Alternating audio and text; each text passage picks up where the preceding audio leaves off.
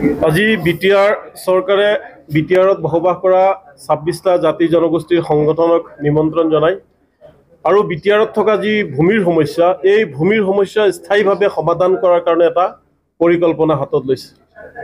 আপোনালোক সকলোৱে জানে যে বৰ্তমানৰ বিটিআৰত ভূমিৰ সমস্যাটো হৈছে সকলো জাতি জনগোষ্ঠীৰ এটা ডাঙৰ সমস্যা আৰু আমি বিভিন্ন দল সংগঠনে বিটিআৰ চৰকাৰক বহুবাৰ এই বিষয়ে আমি সাক্ষাৎ কৰিছোঁ, স্মাৰক পত্ৰ দিছোঁ যে এই বিটিআৰত থকা এই ভূমিৰ সমস্যাটো স্থায়ীভাৱে সমাধান কৰিব লাগে।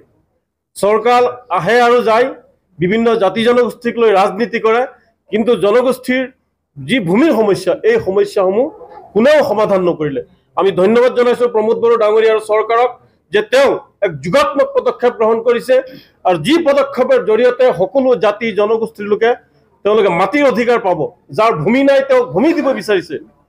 এই ভূমিৰ অধিকাৰ হৈছে এক জন্মগত অধিকাৰ, সাংবিধানিক অধিকাৰ। এই সাংবিধানিক অধিকাৰ আৰু জন্মগত অধিকাৰত গুৰুত্ব দিয়াৰ বাবে আমি CCBTR অৰ্থাৎ বিটিআৰৰ সকলো দল সংগঠনসমূহৰ পৰা আমি তেওঁক ধন্যবাদ জনাইছোঁ। লগতে আপোনাৰ ফৰেষ্টৰ মাটিৰ সন্দৰ্ভত তেওঁলোকে সমস্যা সমাধান কৰিব ওলাইছে। তাৰোপৰি বিভিন্ন ক্ষেত্ৰত যি ভূমিৰ সমস্যা আছে আমি বিভিন্নবাৰ কৈ আহিছিলোঁ যে BTC চুক্তি হোৱাৰ পূৰ্বৰ পৰা যিসকল লোক এই অঞ্চলত বসবাস কৰি আছে, বিটিআৰ অঞ্চলত বসবাস কৰি আছে, যোনে য'ত যেনেকৈ বসবাস কৰি আছে তেওঁলোকক ভূমিৰ পট্টা দিব লাগে, তেওঁলোকক জীয়াই থকাৰ অধিকাৰ আছে। খালি ভূমি লৈ গোষ্ঠীগত সংঘৰ্ষ লগালে নহ'ব, মানুহৰ মাজত অশান্তি বিয়পালে নহ'ব। এটা স্থায়ী সমাধান লাগে, বিটিআৰত এটা স্থায়ী শান্তি লাগে।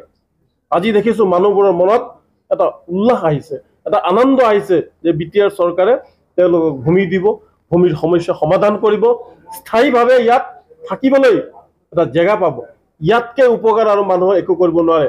মানুহৰ সেই দিন গ'ল, এতিয়া আৰু বিটিআৰত অশান্তি চলিবলৈ দিয়া নহ'ব, এতিয়া কাকো ঘৰ জ্বলাবলৈ দিয়া নহ'ব, ভাতৃঘাতী সংঘৰ্ষ লগাবলৈ দিয়া নহ'ব। এতিয়া বিটিআৰত চলিব শিক্ষা, শান্তি, উন্নতি আৰু প্ৰগতিৰ একতাৰ ৰাজনীতি। এতিয়া সেই সাম্প্ৰদায়িকতাৰ দিন গ'ল।